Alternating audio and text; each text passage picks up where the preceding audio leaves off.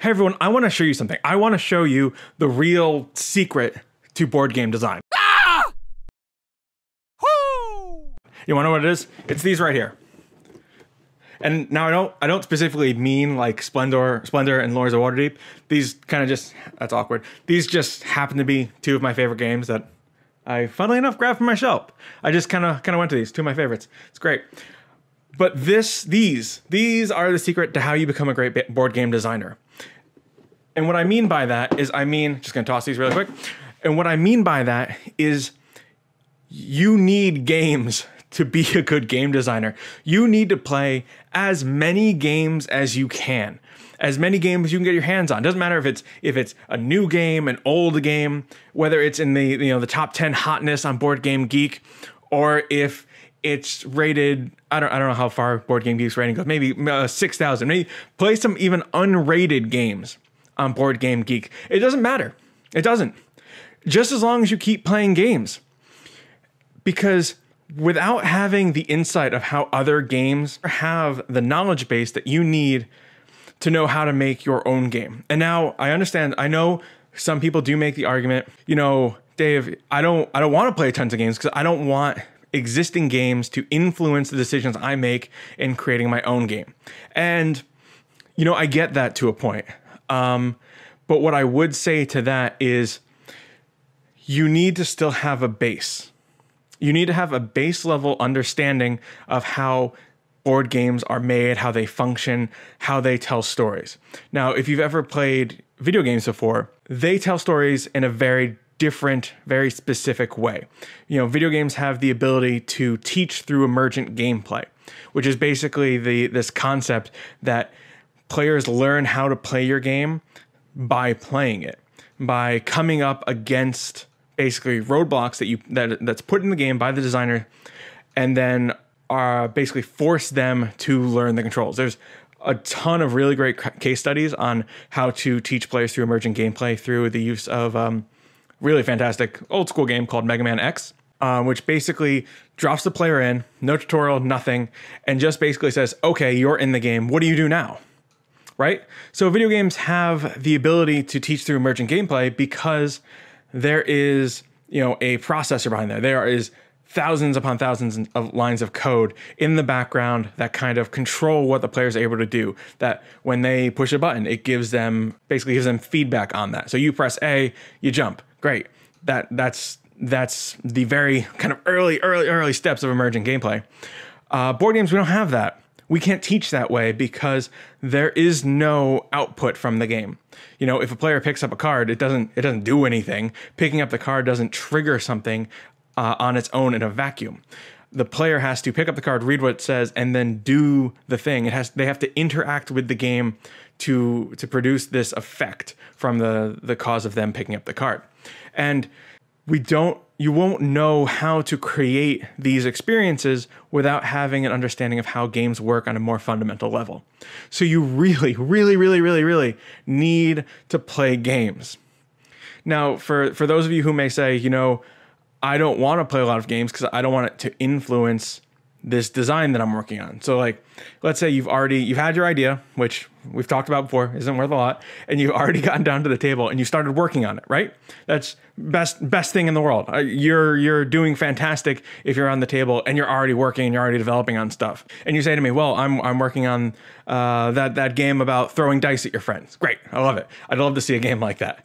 And you're working on that and you're trying to get through it, you're trying to process it, figure out what kind of mechanics you want to use. But, this is gonna get me in the next part of the discussion, is that you won't even know what mechanics you want to use, right? Because let's say you've played a very small handful of games. Like if you played kind of like the most popular games, arguably most popular games right now, like you've played like Cards Against Humanity, Secret Hitler, Carcassonne, and Settlers of Catan, right?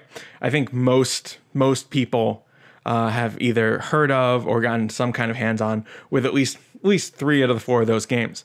That can give you a really basic understanding. But if that's the only base that you're coming from, you don't have a large breadth of experience to draw from. So like, let's say for example, you get to a situation in your game where like you throw the dice at the person and you're like, okay, so whatever face that I hit you is what the damage you do. I was like, well, Okay, well, now there's the problem. How do you record that? How does that get tracked? How does that affect the overall health pool of the player or the character or whatever's happening there? Your base knowledge is only like these 3 or 4 games. So your understanding, or my understanding, any of our understanding of what kind of mechanics we can use, what's in that toolbox that we have as designers, there's no way of knowing. I mean, we can try and like just pulling out of the ether whatever ideas we could possibly come with. Like, if you have a huge foundation of mathematics and statistics, well, then maybe you're better off than a lot of us. But for the most part, we need to have this base knowledge. Otherwise, I don't know what's going on. So you need it. You need to play games. You need to look at these. This is upside down. You need to look at these. These manuals. Oh, Splendor, I'm so sorry I've treated you so badly. Wow, this is a two page. Wow, this is great. 2-page rule book. This is all, just read these. You need to read these. Look at these. Study them like they're textbooks, these rule books. Some of them are easier than others. I grabbed the Splendor one. The Lords of Waterdeep one is like 14 pages. 16 pages? I'm not sure anymore. You need to start studying games as if these are your textbooks, because in a way they are. You ever think about when you're in school, you're in high school, college, graduate school, whatever, and you study these textbooks to get a baseline of knowledge, so you can then apply this knowledge in your field. And now I'm starting to sound like a teacher, and I guess kind of am. I don't know. You need this baseline knowledge so that you can take it and apply it to whatever given situation you're in. So you need to play these games. Now, I think I skipped over this point, but if you're in a situation where you're worried that, hey, I am making a tile laying game, I don't want to play Carcassonne because it could influence the mechanics I have, right? And that's totally valid. Absolutely valid. 100%. That if you're making a tile laying game that may be similar to Carcassonne, maybe don't play Carcassonne. Because it could introduce mechanics in your game that you weren't planning on having, that'll then tweak the experience to make it more like Carcassonne and less like the thing that you envisioned, just because when you play it, oh crap, suddenly having farmers laying down in fields, that's such a good idea, I should put that in my game, but now you're changing the experience of your game. So maybe don't play Carcassonne. It's a really thin edge though, because as much as you may be like accidentally influenced by these games to change the experience you're hoping to create, they can also teach you about the pitfalls of the game that you're making. So, as much as I might say that, hey, be careful about what games you're playing if you have a current design. So you may not want to play Carcassonne necessarily if you're working on a tile game, but you might want to play something else that has some element to it that might be useful in your game or might have encountered a similar problem to your game.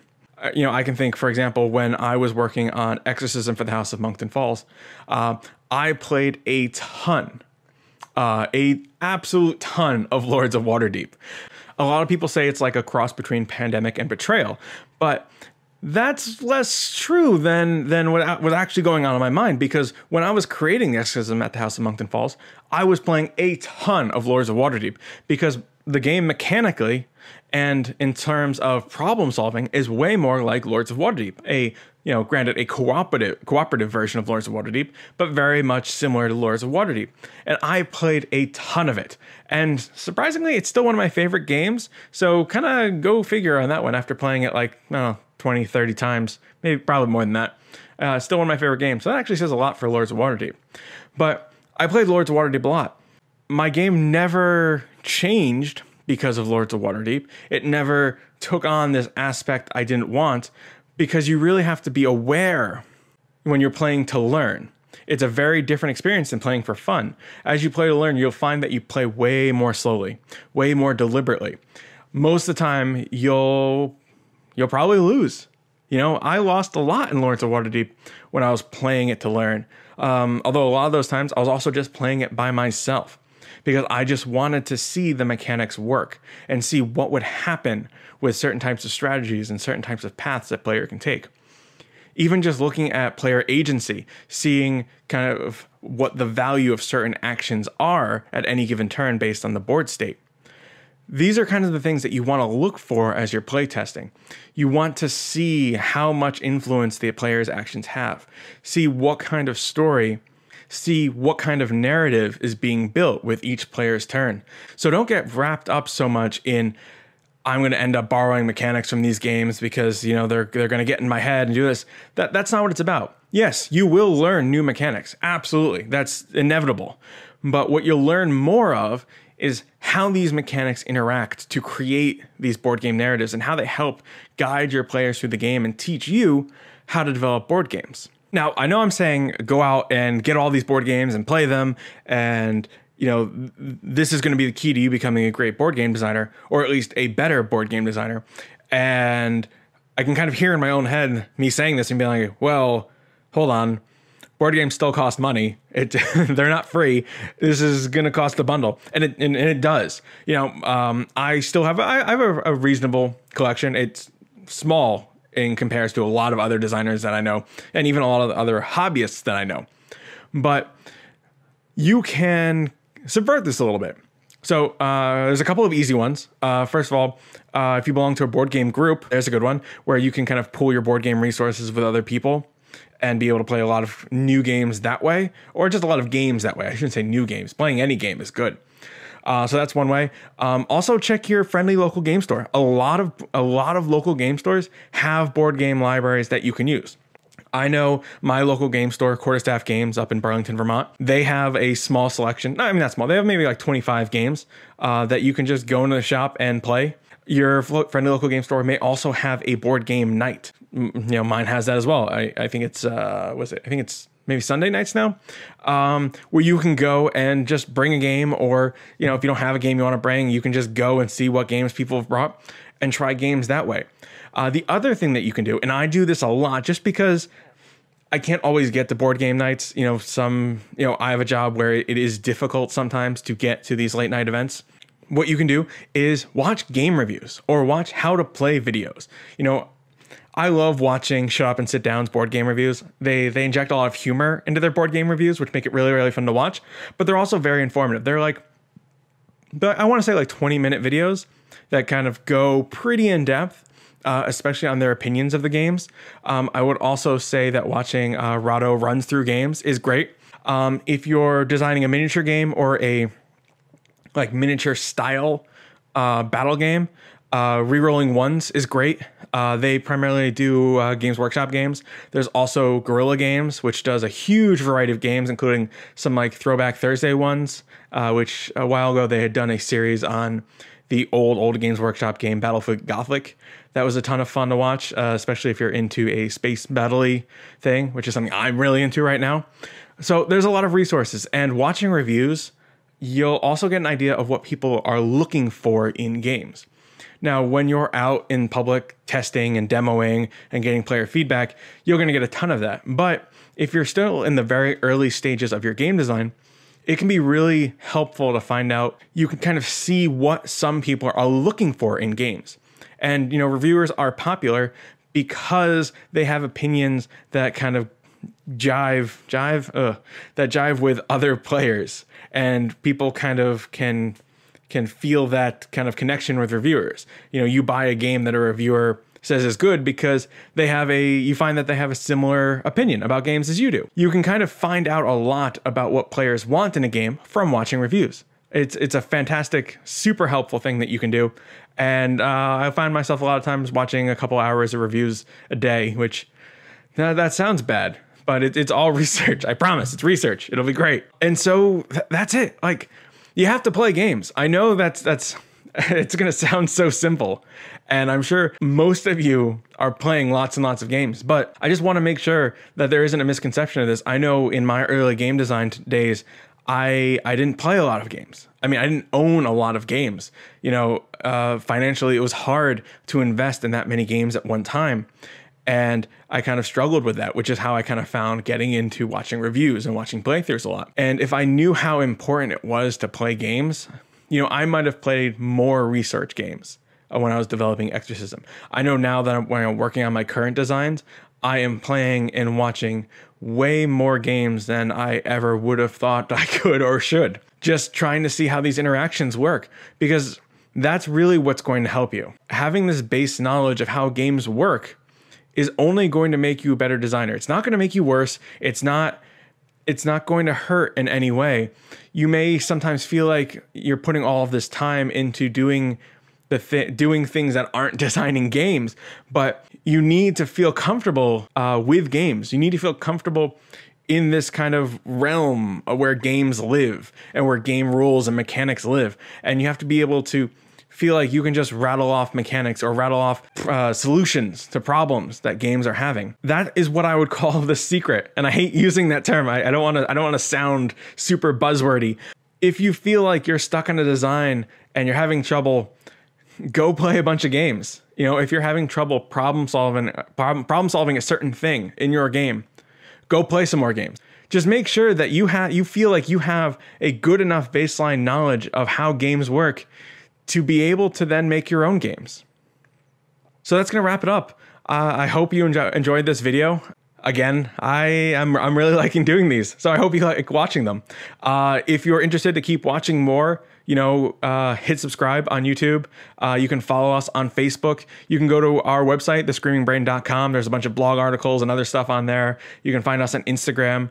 And let me know what you think. I would absolutely love to hear from you and get any questions or anything. So thank you. Have a good one.